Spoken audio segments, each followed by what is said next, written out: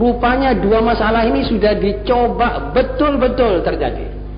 Jadi kalau Anda sekarang mau mengecek kebenarannya ini, betul begini atau tidak, saudara cari nanti orang siapa saja. Kalau saudara lihat sholatnya beres, artinya dengan khusyuk dia sholat, ya, artinya lengkap syarat-syaratnya, dan lidahnya dia pegang hati-hati, tidak bohong, tidak maki, tidak dipakai buat bangga-banggaan dan lain-lainnya, maka pasti orang ini beres segala-galanya. Kalau saudara titipi apa-apa, dia pasti amanat. Saudara serahi apa-apa, beres. Dan seterusnya. Kalau saudara lihat seorang sholatnya tidak beres, apalagi tidak pernah menghadap kiblat, ya, maaf, maka semuanya tidak akan beres. Dia kerja apa saja tidak akan beres. Lebih banyak mementingkan dirinya. Dia mesti seorang egois. Ini ilmu kejiwaan membenarkan hal ini. Rupanya Yunus ibn Ubaid, orang yang tidak prono, tidak pernah disebut dalam sejarah ini, sudah mempelajari watak umat manusia yang dikumpuli, yang digauli, dan menyimpulkan masalahnya tinggal dua masalah. Sebab kalau orang kewajibannya terhadap Allah, amanat Allah dilupakan, dikececerkan, apalagi amanat dia tidak dibereskan. Jadi ini orang sudah pasti tidak beres. Juga orang yang lidahnya tidak terkontrol, artinya kata-katanya itu tidak bisa diatur, tidak sopan kalau berbicara, membanggakan diri, mengundat-undat, mengungkit-ungkit, itu fulan dulu tuh saya kasih makan dulu. Dulu dia pernah di tempat tinggal sama saya sekian. Saya besarkan dia. Saya kawinkan dia. Itu anak-anaknya itu saya sekolahkan. Macam-macam begini, hati-hati dari orang seperti ini. Jelas dia tidak akan bisa beres persoalan. Kalau saudara bergaul dengan dia, berdagang dengan dia, apa saja sama dia, berteman sama dia, tidak akan saudara senang akibatnya. Jadi kalau saudara melihat orang, lihatlah dari dua ini saja. Tidak usah terlalu lama. Ikuti dia satu hari, ikut dia sholatnya bagaimana. Maaf, ini bukan saya maksud supaya kita saling selidik menyelidiki, tidak. Jadi kalau saudara umpamanya berhajat, kepingin ketemu konco yang bisa saudara ajak berdagang kayak apa, kayak, jadi pertama-tama lihat masalah ini. Bagaimana sholatnya? Kalau tidak sholat, jangan didekati sama sekali. Wa amma kalau sholat kurang beres, jangan dititipi apa-apa. Sebab amanat saudara akan dikececerkan sama dia. Begitu dia dapat kesempatan, dia akan sikat amanat saudara itu. Tapi sholatnya tidak beres. Ya sudah jelas saudara sekarang kalau mencari orang seperti begini, mestinya dengan tawakal yang penuh pada Allah supaya cepat mendapatnya. Kemungkinan ya agak lama sedikit, tapi insya Allah kalau kita sama-sama kembali kepada Allah, menyadari kewajiban kita, maka orang seperti ini banyak akan ketemu di masyarakat kita. Yang kelima, Utbah al-Ghulam. Dia berkata, kabattu salata 20 sana wa tana'amtu biha 20 sana. Di Masjid Jami' malam Kamis yang lalu, saya lupa namanya orang ini, tapi sekarang saya cantumkan namanya, yaitu Utbah al-Ghulam. Dia berkata kepada anak-anaknya, anak-anakku, saya ini melatih diri untuk khusyuk dalam sholat 20 tahun. Jadi bukanlah suatu masa yang sedikit. 20 tahun melatih dirinya untuk khusyuk, untuk konsentrasi, itu perlu latihan. Itu kalau tidak ditrain, kalau tidak dilatih, itu tidak bisa. Jangankan sholat, saudara-saudara, merupakan satu muamalah yang roh kita paling banyak bekerja. Yang kaki kita bekerja saja kalau tidak dilatih tidak bisa. Orang main football, kalau tidak banyak train, tidak ada pelatihnya, tidak bisa melatih dan tidak ada waktu untuk melatih diri, ini orang tidak bisa merupakan seorang ahli football. Maaf, sebetulnya bukan perbandingan ini dengan sholat. Lebih-lebih lagi sholat. Sholat ini termasuk sesuatu yang roh kita yang bergerak. Jadi kalau roh kita bergerak dengan teratur dalam menghadapi sholat, maka akal, otak kita akan tenang, badan kita akan tenang. Itu nanti akan meramu itu roh. Jadi kalau diumpamakan misal yang kita seperti kita minum jamu, itu roh itu dijamuni terus dengan sholat ini. Ya sudah terang nanti dia kuat, nanti dia merasakan nikmat. Orang yang sehat itu segala makanan dirasakan enak. Betul saudara-saudara? Kita sendiri kalau sehat, umpamanya tidak ada uang belanja yang cukup beli daging, beli apa, kita beli tempe 1 potong dan kecap, nasi yang panas sedikit, sudah nikmatnya bukan main. Tapi kalau badan sakit, makanan itu biarpun mahalnya bagaimana tidak ada rasanya. Malah mungkin tidak kita makan. Saudara-saudara, dengan perbandingan yang agak jauh, kalau roh kita waras, seger, sehat, itu rasanya yang paling dinikmati itu adalah sholat. Dan nikmatnya sholat tidak bisa dibandingkan dengan nikmat-nikmat yang kita rasakan di dunia. Misalnya kita memasuki gedung baru yang baru kita bangun dengan lengkap perabotnya, itu kan merasa nikmat kita masuk gedung. Tetapi waktu kita bilang Allahu Akbar, bagi orang yang betul-betul rohnya terlatih dan waras, nikmatnya Allahu Akbar itu jauh lebih menyenangkan dia daripada dibangunkan sebuah gedung besar, lengkap perabotnya dan lux. Dia masuk ke situ, dia bilang ini punyamu. Dia lebih senang bilang Allahu Akbar di masjid atau di langgar. Dan di waktu yang gelap tidak dilihat orang. Lebih senang begitu. Tetapi itu semua tidak bisa dicapai kecuali dengan latihan. Inilah seorang Utbah al-Ulam. Ini Utbah al-Ulam ini orang besar ini. Ulama, ahli hadis, ahli fiqh dan ahli tasawuf. Mengatakan begini, 20 tahun dia latihan. Lantas kita bertanya kepada diri kita, lah kita ini sudah melatih berapa bulan kira-kira? Jangan kita pergi ke tahunan dulu. Berapa bulan yang sudah kita betul-betul konsentrasi mencoba merasakan lezatnya sholat. Malah ada salah seorang lagi ahli ilmu at-tasawuf, dia bilang kalau engkau belum tahu rasanya lezatnya sholat, kau tidak punya hidup. Artinya belum bisa dikatakan engkau hidup. Kesian engkau. Kita ini kadang-kadang bertanya, ya Allah, ya apalagi rasanya lezat sholat. Lah ulama yang besar-besar itu tidak mau mengerjakan makruh. Apa sebab? Karena saya tahu kalau makruh ini saya kerjakan terus-menerus, nanti lezatnya ibadah akan dicabut oleh Allah Subhanahu wa taala. Aku takut itu. Kalau lezatnya ibadah dicabut, aku tidak ada artinya aku di dunia ini. Apa artinya di dunia ini? Ini kalau saudara bisa membawa satu perbandingan.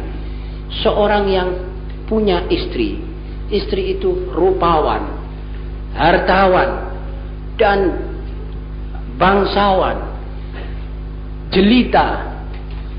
Lalu dia baru ketemu dengan istri itu. Ya apa lezatnya dan senangnya dia ketemu. Apakah dia mau dipisahkan? Kalau datang satu orang bilang, wah lebih baik kamu cerai saja istrimu ini. Apa di kuping ini orang? Wah dia bilang kamu ini tidak tahu apa yang kurasakan sekarang. Aku rasa senang, melihatnya senang. Melihat apa-apanya semuanya senang. Duitnya banyak. Kedudukan orang tuanya sekian. Dia itu sudah merasa tidak ada lagi di dunia. Padahal orang yang sholat ini, yang tahu rasanya lezatnya sholat dan ibadah, mengatakan inilah yang kita cari di dunia. Malah ada satu orang keperucut. Sampai keperucut dia bilang, wah kalau orang di surga itu nanti senangnya seperti kita sekarang ini, maka sudah enak betul surga itu. Jadi sampai dia berani berkata begini, "Lau kana ahlul jannah bimithli ma nahnu alaih, innahum la fi 'aishin thayyib." Ya ini sudah cukup baik jannah itu kalau kayak gini. Datang satu orang pergi kepada orang yang tekun beribadah, baca Quran, dan dia bilang, Tuan punya rumah ini belandarnya ini hampir jatuh. Apa Tuan tidak takut ini rumah roboh? Dia bilang, saudara, saya minta maaf. Tolong saudara keluar dari rumah saya ini. Loh, kenapa saya ini mengingatkan?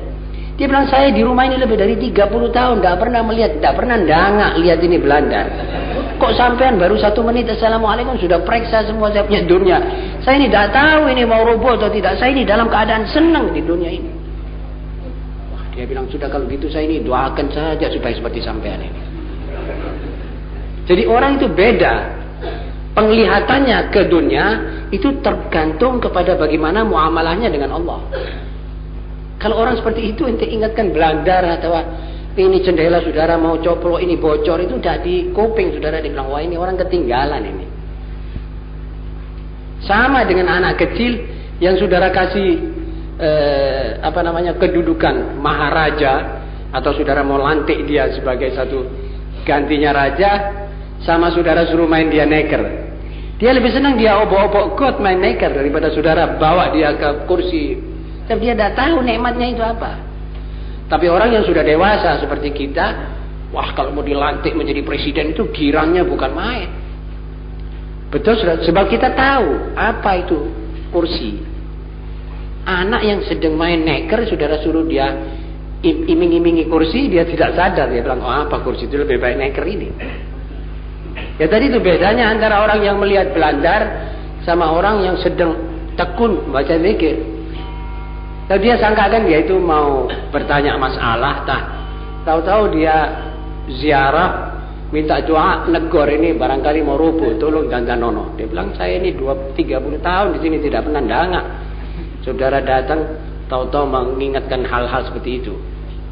Ma'asyiral muslimin, saya kira walaupun kita tidak sampai kepada tingkat-tingkat begitu, setidak-tidaknya mari kita renungkan apa sih sebenarnya kekurangan-kekurangan kita dalam beribadah, dalam bertakarrub, dalam berjuang, dalam berpikir, dalam masalah-masalah Allah Subhanahu wa taala dan kewajiban-kewajiban kita sebagai hambanya. Mudah-mudahan kita semua insyaallah akan mendapat rahmatnya dan barakahnya dan barakat serta syafaat Nabi Muhammad SAW. Saudara-saudara, sampailah kita pada acara tanya jawab yang akan dibacakan oleh saudara. Saudara penanya yang terhormat, kalau saudara tanyakan pada saya apa hadisnya, saya terus terang saja tidak hafal hadisnya ini. Saya tidak ingat ada hadis Nabi SAW membaca Rabbil firli wali walidayya baru dia bilang amin. Yang jelas dalam hadis-hadis yang sahih, Rasul SAW membaca amin sesudah waladhdallin langsung. Lagi pula, walaupun hal itu umpamanya tidak membatalkan sholat, tapi kemungkinan bisa kurang sesuai dengan iklim pembacaan Al-Fatihah itu. Pertama kita harus tahu bahwa amin itu artinya terimalah permohonan kami ini. Sedang yang baru selesai kita baca itu Fatihah. Dan Fatihah itu mencakup segala doa dan malah dia merupakan esensinya itu Quran seluruhnya dan esensinya sholat. Makanya dia dijadikan rukun. Yang tidak boleh kita sholat tanpa baca Fatihah. Jelas saudara-saudara? Karena kita sekarang ini mengaminkan isi Fatihah yang tadinya dimulai ihdinas siratal mustaqim siratal ladzina an'amta 'alaihim ghairil maghdubi 'alaihim waladdallin. Amin. Terimalah ini doa. Tolong terimalah permohonan kami ini. Permohonannya itu berilah kami petunjuk jalan yang lurus, yang lempeng, tidak berlatar belakang, tidak berlatar itu, ya. Jalannya orang-orang yang telah engkau beri karunia nikmat yang maha besar, yaitu iman. Bukan jalannya orang-orang terkutuk dan bukan jalan-jalannya orang yang sesat. Amin. Lah kalau kita selingi lagi Rabbil firli wali walidayya walil muslimina. Amin. Mungkin amin ini untuk Rabbil firli wali walidayya walil muslimin toh. Bisa saja. Bisa ada ishtibah. Jadi lebih baik kita kembali pada apa yang kita ketahui. Walaupun kemungkinan membaca ini sama sekali tidak membatalkan sholat. Tapi hendaknya kita tahu, merasakan lezatnya sholat dan mengetahui persis letaknya itu amin. Sebab itu Al-Fatihah itu mencakup seluruh Al-Quran.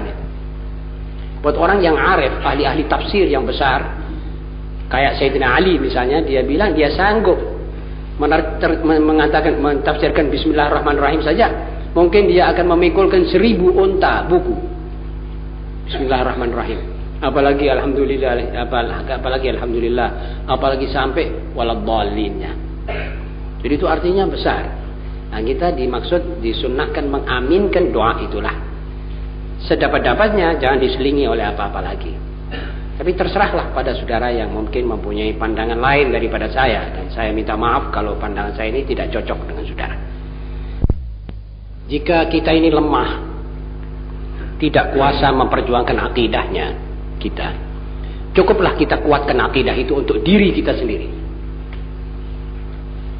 Kalau kita punya akidah ini kuat, kita bisa perjuangkan. Kalau tidak, untuk diri sendirilah kuatkan akidahmu. Wa amma seorang perempuan yang tidak puas dengan tugasnya di rumah, saya mau tanya dengan segala rendah diri, perempuan yang manakah yang pernah menyelesaikan tugasnya di rumah secara betul-betul seperti Sayyidatina Aisyah, Sayyidatina Khadijah, menyelesaikan betul-betul pekerjaannya di rumah terhadap suaminya, mendidik anaknya, merampungkan semua urusannya? Ini jarang ketemu seperti ini. Kalau ada seorang perempuan yang sudah menyelesaikan kerjaannya di rumah, maka saya anjurkan supaya dia melangkah lebih jauh dengan mengajar perempuan-perempuan tetangganya saja di dalam rumahnya. Tetapi sekali-kali jangan merasa tidak puas. Seperti mana pertanyaan saudara, apa tadi? Dikurung. Apa? Seakan-akan dia merasa seperti terkurung di dalam rumahnya dan terbatas dalam rumahnya saja.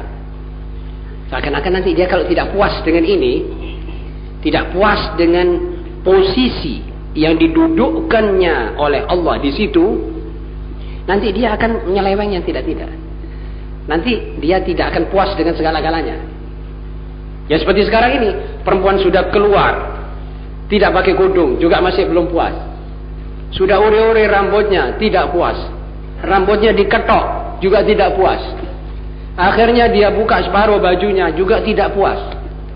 Dia mau ini orang sedunia semuanya melihat dia. Didandani badannya sampai seluruh orang laki-laki melihat dia. Dan kacau pikirannya orang jagat ini. Belum puas. Sehingga orang semuanya berjabatan tangan dengan dia. Juga sudah jabatan tangan, tidak puas. Minta dia dipeluk sama semua orang. Sudah dipeluk juga tidak puas. Apa gerangan yang memuaskan hati manusia, wahai umat Islam? Kecuali kuburan itu sendiri. Atau kalau dia punya badan sudah bejat, sudah hancur, sudah nazak, baru dia nanti ingat, ya Allah, ya Allah. Tapi percuma itu waktu. Kenapa tidak masa engkau masih segar, engkau puas dengan apa yang kau ditempatkan olehmu, oleh Allah? Jadi kalau kita turuti tidak puas, nanti kita akan dibawa oleh ketidakpuasan ini ke rimbanya setan. Kita tidak bisa keluar lagi dari rimba itu dalam keadaan selamat. La selamat agama, wala selamat akhlak, wala selamat badan, wala selamat uang, wala selamat segala-galanya. Tolong dengan hormat tanyakan pada perempuan yang maaf mengeluarkan begitu banyak biayanya itu untuk make up. Berapa dia keluarkan untuk make up? Berapa duit yang dia belikan kutek, dan merah-merah bibir dan lain-lainnya itu? Berapa dia beli baju yang luks, yang mahal untuk menjadi thiyab syuhrah, thiyab yang dilihat oleh orang? Berapa besar bakhruting, budget yang dikeluarkan untuk itu per tahun? Coba itu duit disedekahkan, dia pakai pakaian yang sederhana yang pantas. Karena dia sudah cukup di rumah, itu tidak akan mengganggu sama sekali. Lah ganggu dia punya dunia, walang ganggu dia punya akhirat. Dan tidak mengganggu umat Islam yang melihat dia. Ini saudara-saudara perlu diperhatikan. Jadi perjuangan perempuan itu hanya di rumah itu sudah cukup hebat itu. Kalau dia betul-betul bisa melaksanakan itu, dia sudah hebat itu perempuan. Sampai Rasulullah SAW menjanjikan dia, itu lebih afdal dari kau pergi haji. Itu lebih afdal daripada kau jihad. Nanti kalau dia punya ibu, ibunya mesti dirawat. Tambahan lagi dari suami. Kalau dia punya anak, dia mesti rawat ibunya, anaknya, suaminya. Bagaimana dia bisa selesai pekerjaan itu kalau dia memang jujur melaksanakan pekerjaannya. Jadi harap perempuan dalam soal ini tahu membatasi diri sampai dia merasa puas dengan pimpinan Allah, dengan perintah Allah, dengan bimbingan Allah. Insya Allah dia selamat. Yang tidak puas berat untuk mendapatkan jalan keselamatan. Sebab dia itu mesti nyepak nyandung. Tidak bisa dia kalau ikuti dia punya emosi, tidak akan puas. Ya seperti tadi contoh-contohnya. Coba silakan. Orang yang hidup di abad ke-14 seperti sekarang ini, sebenarnya tidak pantas menilai sahabat-sahabat Nabi SAW. Sebab perskhirnya itu, tepautnya itu jauh. Seorang anak yang masih ingusan tidak pantas dia menilai seorang profesor, sarjana. Apa sebab? Sebab tepautnya itu jauh, pengetahuannya tidak bisa disamakan. Kalau kita mau cari hikmahnya saja, maka saya jawab dengan jelas. Banyak hikmahnya ikhtilafnya sahabat untuk kita umat Islam. Seperti sekarang ikhtilafnya Abdullah bin Mas'ud dengan Ibnu Abbas dalam masalah al-qar'. Wal mutallaqatu yatarabbasna bi anfusihinna thalathata quru. Qar' itu artinya Ibnu Abbas mengatakan suci dari menstruasi. Ibnu Mas'ud mengatakan menstruasinya itulah. Dua-dua ini mempunyai pendapat. Dua-dua berselisih dalam penafsiran ayat ini dari segi bahasanya. Dan kebetulan dalam bahasa Arab kita buka dalam kamus-kamus yang besar, qar'u itu bisa dikatakan suci dari suatu masa suci dari menstruasi, haid, atau juga masa haid itu. Jadi dua-dua betul. Kita sekarang dapat dua makna dari satu ayat. Jadi karena ada ikhtilaf kita bisa tahu. Wa amma ikhtilaf yang merupakan perselisihan. Misalnya peperangan Ali dengan Muawiyah. Ini sebetulnya kita dapat satu kesimpulan bahwa hukum-hukum ayat yang menunjuk atau mengatur bagaimana kita memerangi pihak Bugha, kelompok yang keluar dari baiat kepada khalifah, bagaimana hukum memeranginya, itu tidak mungkin kita tahu coba tidak ada Ali sama Muawiyah ini. Kita dapat hikmahnya. Sebab Allah Subhanahu wa taala dalam Al-Qur'an mengatakan fa in baghat ihdahuma 'ala al-ukhra faqatilul lati tabghi. Jadi kalau ada satu kelompok memisahkan diri dari khalifah, maka ini orang diajak. Kalau tidak mau harus diperangi. Caranya memeranginya bagaimana? Ini kita tidak bisa tahu. Tetapi karena ada peperangan antara Ali dengan Muawiyah, kita dapat hikmahnya. Kita tahu. Caranya yang diperangi itu kalau sudah lari tidak boleh dikejar. Harta bendanya tidak disita. Istrinya dan anak tidak ditawan. Tidak seperti peperangan dengan kaum kafir. Juga tentang orang yang menolak zakat. Murtad. Kalau tidak ada peperangan Sayyidina Abu Bakar dengan kaum murtad, kita tidak tahu bagaimana hukumnya memerangi murtad.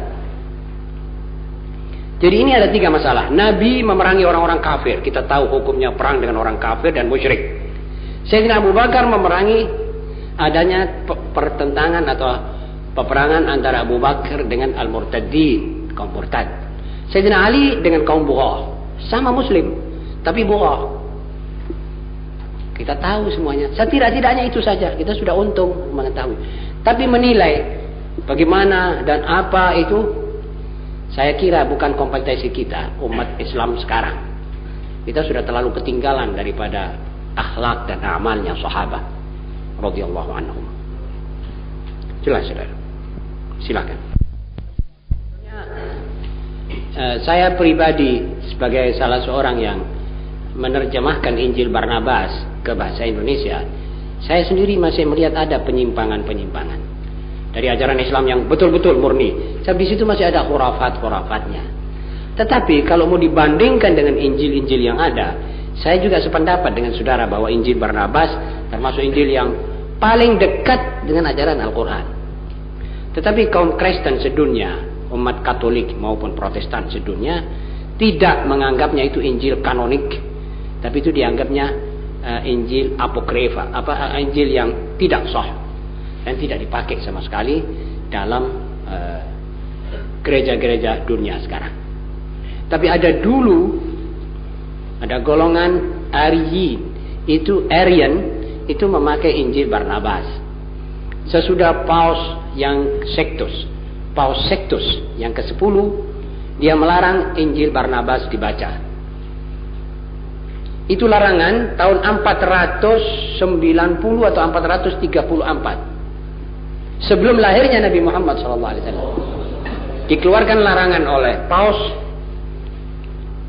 bahwa ada beberapa kitab, antara lain Injil Barnabas, yang tidak boleh dibaca oleh orang-orang Katolik zaman itu. Karena apa? Karena bertentangan sekali dengan yang dibawa oleh Paulus. Padahal Barnabas adalah muridnya Yesus. Itu semuanya insya Allah saudara akan baca dalam mukaddimahnya Injil yang saya sendiri tulis terjemahannya dalam bahasa Indonesia ini. Insya Allah itu akan dicetak lagi. Mudah-mudahan bisa kita baca bersama sekali lagi. Jadi Injil Barnabas memang kalau dibandingkan, maka dialah yang paling dekat dengan Al-Quran. Sebab dia tidak mengakui penyaliban Yesus. Dan tidak mengakui bahwa Yesus anak Allah. Maupun salah satu oknum dari Tritunggal. Dia tidak mengakui bahwa Yesus akan menebus dosa manusia. Malah dia nunjuk kepada beberapa ayat di Bible bahwa ada ayat yang mengatakan bahwa manusia itu bertanggung jawab dosanya sendiri. Insya Allah kalau pada waktu yang akan datang saya akan sitir itu ayat-ayat dalam Bible yang mengatakan manusia memikul dosanya sendiri. Jadi Injil Barnabas juga mengakui bahwa Muhammad SAW adalah manusia yang dianjurkan oleh Isa kepada Bani Israel supaya tunggu manusia yang namanya Muhammad itu. Tapi Injil-Injil menerjemahkan Muhammad dengan namanya diterjemahkan dengan bahasa asing. Jadi kabur namanya. Nama Parkletus. Parkletus itu dalam bahasa Yunani atau bahasa Greka, Parkletus itu adalah orang yang namanya terpuji. Dan Muhammad itu terpuji. Jadi kalau saudara menerjemahkan nama orang itu keliru. Tidak boleh diterjemahkan. Nama kota tidak boleh saudara terjemahkan. Kalau seperti Banyuwangi, saudara tidak boleh ganti itu nama air harum. Atau Al-Ma'us Syadhi, cara Arabnya. Tidak boleh, mesti saya sebut Banyuwangi. Kalau saudara tanya orang namamu siapa? Nama Hasan. Oh, tadi saya ketemu dengan orang bagus. Dengan bagus. Tidak boleh, mesti kamu bilang ketemu dengan Hasan. Artinya Hasan bagus. Ini Muhammad, orang terpuji. Disebut di dalam Injil-Injil yang dahulu itu Parkletus atau Mesias, juru selamat. Itu akhirnya kabur, tak kesebut namanya. Barnabas sendirilah yang teliti mengatakan Muhammad. Bahkan dia bilang, Yesus mengatakan di pintu surga tertulis La ilaha illallah Muhammadur Rasulullah. Itu dalam Barnabas disebut. Itu sebabnya yang lain tidak mau pakai Injil itu. Kalau pakai Injil itu berarti dia masuk Islam semuanya. Ya, tapi nanti sejarah akan menentukan siapa yang betul, siapa yang tidak betul. Ini ahli-ahli sejarah, ahli-ahli ilmu pengetahuan juga sudah ikut serta sekarang menentukan. Jadi masalah agama ini sekarang tidak bisa ditentukan oleh doktrina. Tapi sekarang ilmu dan akal mau masuk campur, menilai siapa yang betul, siapa yang tidak betul. Fakta sejarah ini akan menentukan. Jadi sejarah, akal, ilmu pengetahuan main sekarang ini. Ya sudah jelas tidak lama ketemunya yang mana yang betul, yang mana yang tidak betul. Kita tinggal tunggu saja waktunya. Silahkan. Ada lagi ya? Yang pantas yang diakui oleh Islam. Karier itu artinya masa pertumbuhan sesuatu pekerjaan misalnya. Karirmu dalam angkatan darat, karirmu dalam perguruan-perguruan, karirmu dalam perdagangan, itu tidak apa-apa. Bagus. Tapi kalau karier yang tidak pantas, seperti kariermu dalam gambusan, ini jangan diperkembangkan, tidak perlu mesti saudara sudahi. Kariermu dalam catur itu membuang waktumu saja. Kalau kita mengerti artinya waktu. Kalau kariermu dalam sport untuk menguatkan badan fi taatillah, itu lain lagi. Jadi semua karier itu mesti dinilai dengan mikroskop Islam. Dan apa maksudnya Allah menciptakan manusia ini? Masing-masing mempunyai smak sendiri, zauk sendiri. Silakan. Jika ternak itu dikurung oleh sang pemelihara, maka haramlah perbuatannya itu. Kalau saudara melihara ayam saudara kurungi, saudara bilang ayam ini tidak saya kasih makan karena dia toh bisa cari makan, itu haram. Artinya saudara membunuh itu ayam. Tapi kalau saudara lepaskan itu ayam, ya lepaskan dari kurungan, ya insyaallah dia betul saudara punya kira-kiraan bahwa dia akan mencari nafkahnya dan rezekinya sendiri. Jadi bedanya itu di sini. Itu ternak dikurung apa dilepas? Kalau dikurung haram. Bahkan perbuatan itu bisa membawa si pemelihara kepada neraka. Sebab di zaman Nabi SAW ada seorang perempuan mengurung kucingnya di dalam satu kamar, tidak dikeluarkan itu kucing untuk mencari makannya sendiri, pun juga tidak disediai makanan untuk dimakan di dalam kamar itu. Jadi segala yang kita kurung tidak kita kasih keluar, itu mestinya kita nafkahnya harus kita jamin. Makanannya harus kita beri, airnya, minum.